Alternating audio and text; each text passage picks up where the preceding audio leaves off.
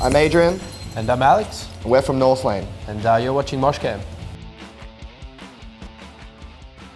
Yeah, I love playing Dream Awake live. It's off our latest album, Singularity, and it's got a bit of singing and a bit of pitch yelling and some new stuff that we've been doing. It's like sort of our new sound, so I really like playing that one. I'll probably go with Quantum Flux, just because it's like one of the singles, so a lot of people know it, and I get to do some bit of my pedal stuff, so it's a little bit more interesting on the bass end for me. And yeah, it's a catchy song, big breakdowns, you know, all the fun stuff. Yeah. Hummus, yeah. Definitely hummus. Sun-dried tomato hummus, for sure. It's Corn lovely. chips and hummus, that's my pick. Yeah, I know, we're kind of nerds, so we like, sometimes a lot of fruit and some healthy stuff, because when you're on tour, you tend to eat a lot of meat pies and sausage rolls from the servo, so. And the PowerPoint to play Age of Empires. We haven't made it yet.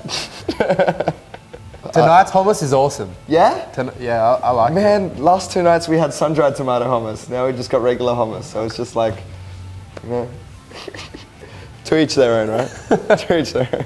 Yeah. If you make hummus, Whole Foods. hit us up. It was a pretty intense writing and recording session. It was quite hectic, so there was very little time to like sort of chill and take a deep breath. But I guess my favorite moment was when the tracking was finished. We all got to just sit on the couch and listen to it, like finished for the final time. That was probably my favorite time, yeah. I'm gonna have to second that. That was a big relief for all of us, I think, because we went into the studio like having half of a CD. And then so it's just like, you know, late nights or working round the clock type thing, and once it was all done, we're just sitting there, enjoy a nice beer and listen to it from start to finish and just go, all right, fuck, done. That was it, definitely. But maybe a little wine as well. Yeah, comfortable amount. Can I pick two? Yes. Sydney Soundwave for me, just because like it's home, Sydney's home, and Soundwave was just something that I think I can say for all of us that we really, you know, you're a kid, you go to Soundwave, you never expect to play it.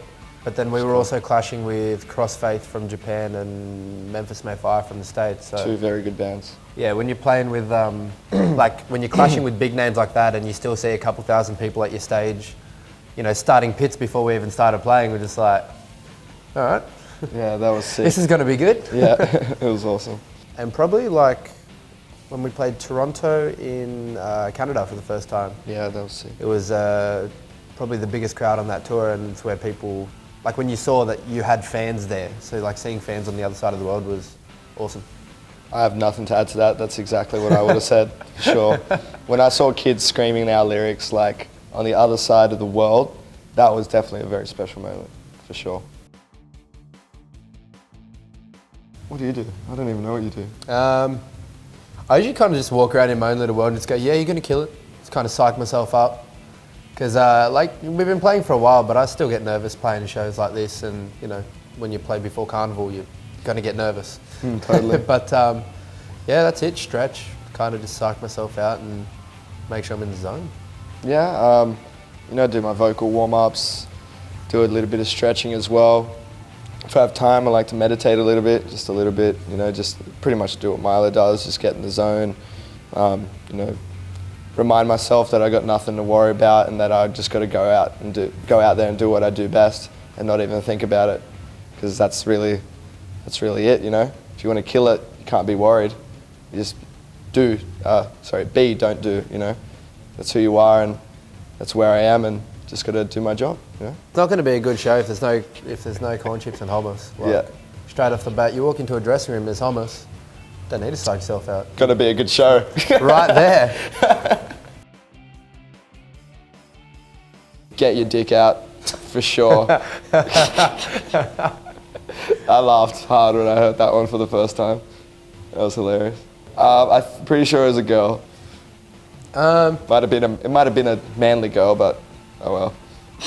Did you? No. I like the good old Blacktown one.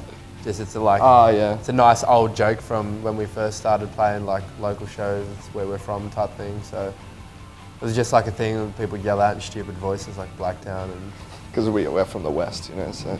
But yeah, and even the dick one, that was pretty epic at the time. I'm just standing there going... It was like the first thing that happened on stage. Like we walk on, get your dick out. I was like, oh no. Well, are you? Or like, I'm about to play, but if you're gonna do it...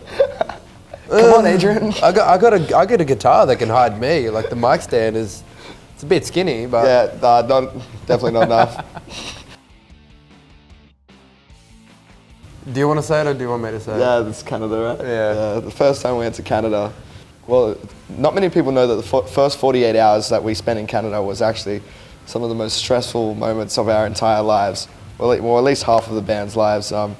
We got picked up by this tour manager, all right, this guy that said he was a tour manager, in a sedan, 5-seater sedan. 7 people. To pick up 7 people plus the equipment. So half of us ended up staying at a hotel and half of us ended up going with him to his place. And the next day he was like, yeah, I'll pick you up early, you know, 8 o'clock, 9 o'clock in the morning, yada yada. 11 o'clock came, no one was there.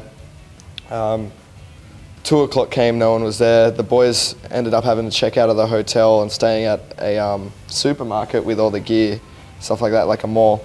And I think it was not until 11 o'clock at night the boys ended up getting picked up. Still in their clothes that they pretty much spent the night in, and very tired and sort of a little bit angry, yeah. But yeah, that's probably turns the most out epic. Yeah, it turns out the guy was like a 18-year-old, you know, internet radio show host that was living in his mum's basement. With no tour managing experience whatsoever, you know. And I don't think he'd ever driven more than, say, 3 hours in his life, you know. So we could have died easily driving across the Rocky Mountains To in seal Canada. it off, I think he wasn't mentally stable as well. Yeah, that was a very big... We'd heard things that he wasn't all there. So. Windmills. He loves the windmills. He's straight metal. God damn, that's a good question. I don't know. I just kind of, well, being the front man, I just kind of like standing up the front and sort of getting your arms out there and just sort of taking in all the energy from the crowd. It's just sort of that like real special moment that, you know, not many people get to have in their lifetime. So it's not a specific pose, but I guess it's the position that I have in the band, you know. My favorite one was actually recently anyway. I got back from Canada and well, actually, it was during Canada. Over there in Vancouver at the show there, and a kid told me that he was, you know, it might sound a little cliche, but it never gets old for me. Like if a kid ever tells me that they were close to the point of, you know, suicide or self-harm or anything of that nature, and they tell me that our band was the reason that it changed their way of thinking or changed their pattern of thinking, which is like a really hard thing to do, you know. Thought can be a very addictive thing, just like many things in life.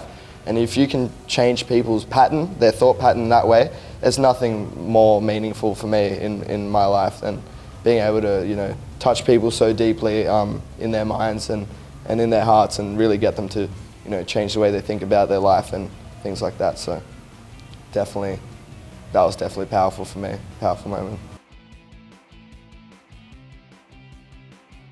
Hey guys, remember you can check out this interview on the Moshcam app. It's awesome.